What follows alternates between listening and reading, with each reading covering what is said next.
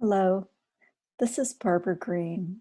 I'm a professor of English and Gender Studies at the University of Notre Dame and an editor of the Journal of Modern Periodical Studies. I'm delighted to have been asked to help launch the final roundtable discussion that will extend through this week. I want to thank the organizers of this event, Future States, Tim Satterwhite and Andrew Thacker, for bringing this very exciting event to fruition. And I want to thank all of the participants for sharing their stimulating work. The one thing this virtual conference lacked was applause. And if I were technically savvy enough, I'd insert the sound of many hands clapping for all of these great papers.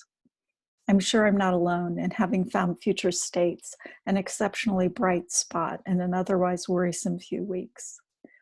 In these brief closing remarks, I'll attempt to offer my sense of some of the themes and concerns that supported the shared endeavor of thinking about the relationship among modernity, national identity, and popular magazines. I want to emphasize the word support in this last sentence, since I was struck by threads and themes that played a supporting rather than starring role.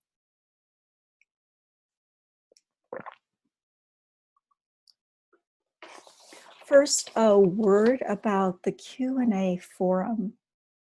Since new media forms always reveal something new about older media forms, the Q&A forum sheds new light on the ways in which correspondence columns work to develop modern periodical communities.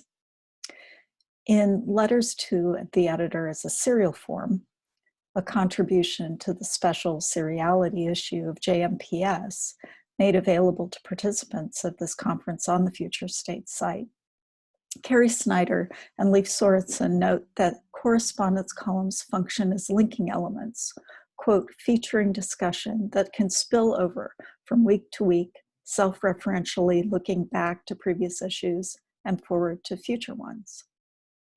Snyder's paper for this conference drew our attention to the temporal lag in the correspondence columns of the New Age when readers wrote in from remote locations. The asynchronous format of the Q&A forum on Future States, much like the discussion boards many of us are using for teaching at the moment, produces a dense, intricate, layered temporality. Conversations both unfold over time and happen all at once, depending on when you're accessing the material.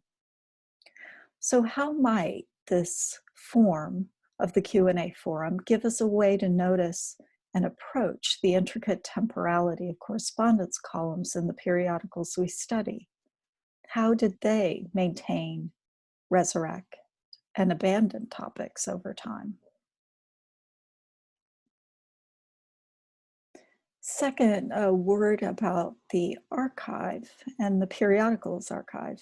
In a time when we're all sheltering in place, I was especially grateful to have access to scholarship built on such careful attention to periodical archives.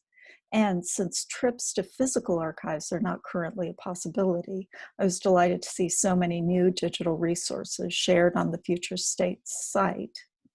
In addition, papers invited us to think of the periodical archive more broadly by considering less studied periodical genres or parts, or by looking at periodicals in relation to other print forms, such as the book, or by considering the in-betweenness of forms such as the supplement or the digest. Additionally, papers such as Claire Lindsay's keynote for week 2 invited us to think about the magazine archive as a storehouse. And the opening keynote by Patrick Rossler imagined the magazine archive as preserving other media forms. Taking our cue from these papers, we might then notice the many sites that support and define the periodical archive in these papers, including the street, the gallery, the ocean liner, and even the White City. And there were many more. But each of these sites makes a particular aspect of the periodical visible. And in addition, each offers a new method or a vocabulary for our work, from space studies to architecture studies to oceanic studies. Can we think of these sites as also offering additional archives for periodical studies? I'd be very interested in having us talk more about what it means to think about the periodical archive in relation to these other institutions or locations or sites. Thirdly, I was struck by gender. Future States brings innovative methodologies to the foreground, such as digital humanities methodologies or deep digital archive work, but it also shows us what persists. I was particularly struck by the continuing value of gender and other identity categories as key components of periodical studies work, particularly when issues of modernity and the nation are at stake. We've long been attentive to what Joan Scott called gender as a category of knowledge, and have noticed the ways in which periodicals mobilize images of women, especially in relation to ideas of the modern. Too many papers to list here notice the ways in which modernity was signaled or resisted in ways large and small through images of women in cover art, illustrations, advertisements, and more. Future States reminds us that we can't be complacent when it comes to this work, since periodicals consistently surprise us. For example, in the case of Vu, as Laura Truxa argued, the feminine and the exotic were positioned as modernism's others, imaged through non-modernist design and somehow resistant to the modern. Or, as Claudia Sedano shows, images of women could be employed to signal both tradition and the modern at once.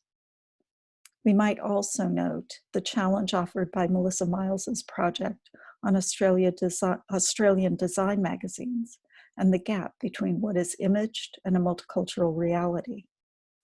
Thinking about what isn't visible in the pages of our modern periodicals may encourage us to locate new vocabularies and methodologies for thinking about gender, race, and visibility. And finally, in an early Q&A forum, Andrew Thacker drew our attention to circulation as a key term worthy of further close investigation in its own right. Circulation certainly flowed through this conference, and as an umbrella term, it can bring together the flow of bodies, objects, styles, images, movements, translated and untranslated texts, moving across national borders, oceans, reading communities, periodical communities, and so on. Many of the papers of this conference were able to point to circulation as a mechanism through which ideas of the national and the transnational were stitched together, demonstrating what Tim Cresswell calls a modernity on the move. Modernity, Cresswell argues, is characterized not only by mobility, but also by constraint, since mobility is central to what it is to be modern and is also the object of fear and suspicion. Quote, mobility is both center and margin, the lifeblood of modernity and the virus that threatens to hasten its downfall. Many of the papers track the ways in which periodical circulation was defined in relation to various modes of restraint and regulation, such as censorship in Michael Hoch's work on modern Chinese magazines and moral censorship, or limits on import, as in Jaylene Grove's work on the Jewish Canadian magazine, or even our own inherited ideas about canon, as in Vika Plock's work on Klaus Mann's decision. So I'm eager to hear more from you about the intimate dance between mobility, circulation, and constraint, and what approaches can assist us in attending to both mobility and constraint equally and their relation. So thank you for your time, and I'm especially looking forward to seeing the conversation unfold in the Roundtable Forum.